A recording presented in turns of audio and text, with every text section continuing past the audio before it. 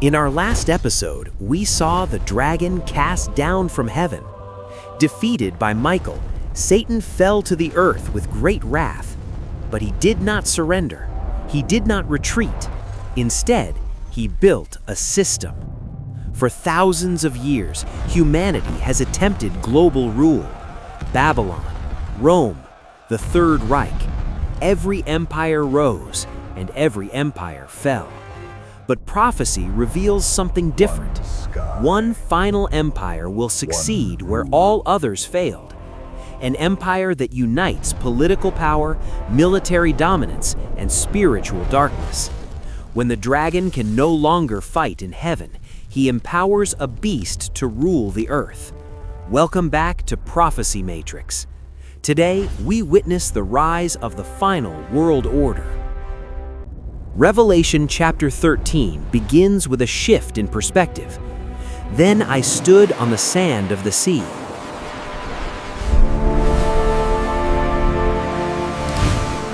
John is no longer looking at the stars. He is now staring at the horizon of human history. What do we want? Justice. When do we want it? In biblical prophecy, the sea represents the restless nations of the world, the chaos of peoples, politics, and power struggles. The war has changed locations.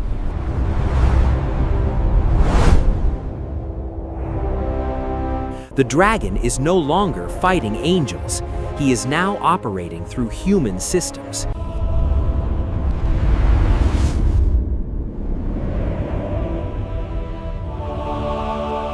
And what he is about to reveal is his masterpiece, a kingdom that looks human but operates with the authority of hell. And I saw a beast rising up out of the sea, having 7 heads and 10 horns, and on his horns 10 crowns, and on his heads a blasphemous name.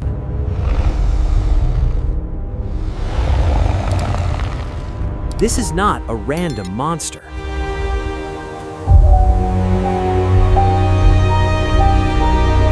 The beast is a composite, the culmination of every empire that ever oppressed God's people. The body of a leopard, speed and conquest. The feet of a bear, brute strength. The mouth of a lion, dominance and authority. Greece, Persia, Babylon, all absorbed into one final structure. This is not merely a man, this is a system, the global superstate, the final empire. The design is intentional.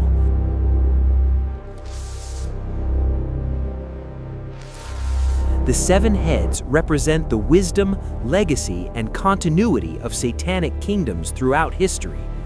The 10 horns represent delegated authority, 10 kings or regions that surrender their power to the beast in the final hour. This is not chaos, this is organization, a centralized hierarchy with military force, economic control, and ideological unity. It is the ultimate resurrection of Babel, humanity united, but united against God. Then John sees something shocking.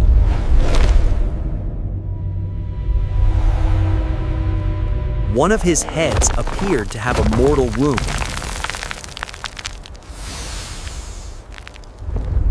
But the fatal wound was healed.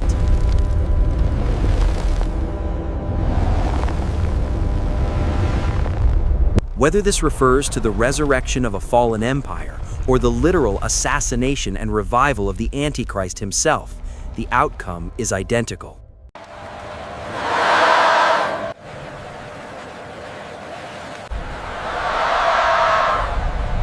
All the world marveled and followed the beast. This is the counterfeit resurrection. Christ died and rose again, so the beast must imitate the miracle to claim authority.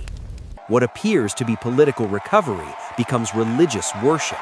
Skepticism collapses. Admiration replaces discernment. The world does not resist the miracle, it celebrates it. Make no mistake about the source of this authority.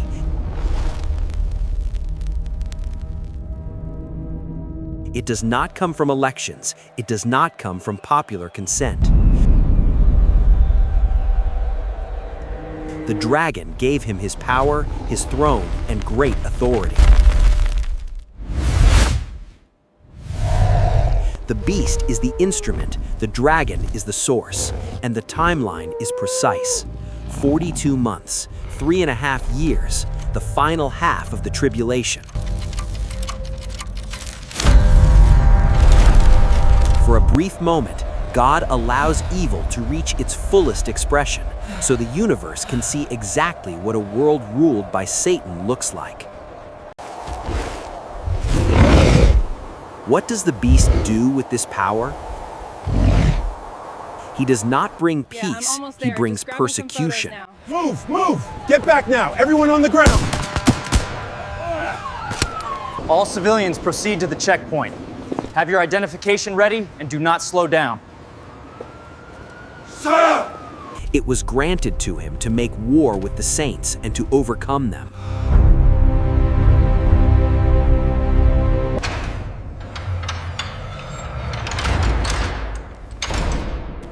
Physically, the saints are defeated, they are imprisoned, they are silenced, they are killed. But spiritually, they remain unconquered. Revelation offers no promise of survival here, only a call to faithfulness.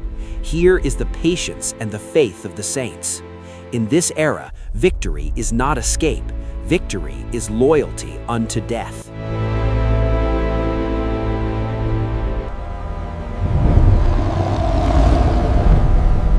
Why does the world follow him? Not because of fear alone. They worshipped the beast, saying, "Who is like the beast? Who is able to make war with him?" They admire him.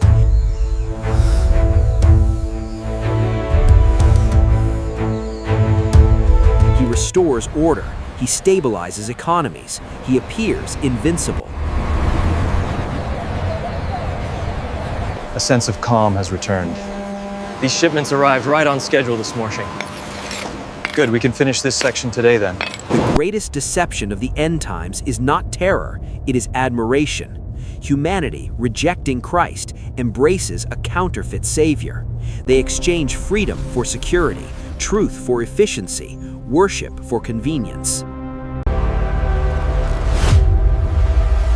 Then, John interrupts the vision. If anyone has an ear, let him hear.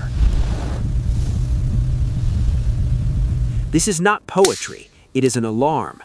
The deception will be so convincing that only those tuned to God's voice will resist. This is the dividing line of the end times. You either hear the truth or you follow the crowd into destruction.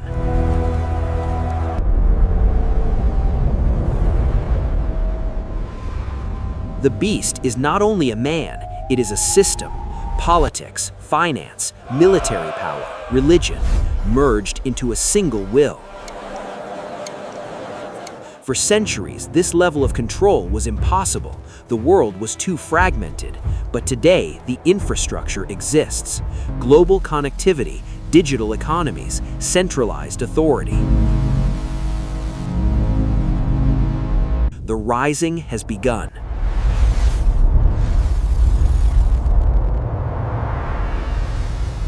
The second beast.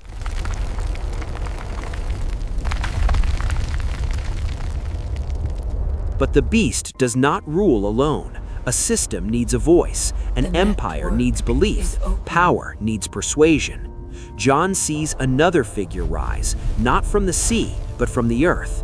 He looks like a lamb, he speaks like a dragon, and he will compel the world to worship the first beast.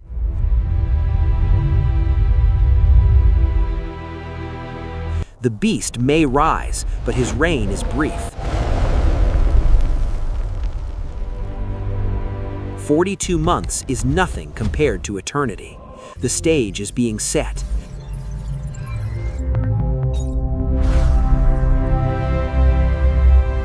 The only question is this: Who will you worship when the system demands your allegiance? In our next episode, we expose the enforcer of this empire, the false prophet, the voice of the beast. If this message sharpened your discernment, subscribe to Prophecy Matrix. Share this video before the system is complete. Stay vigilant, stay faithful. The King is coming.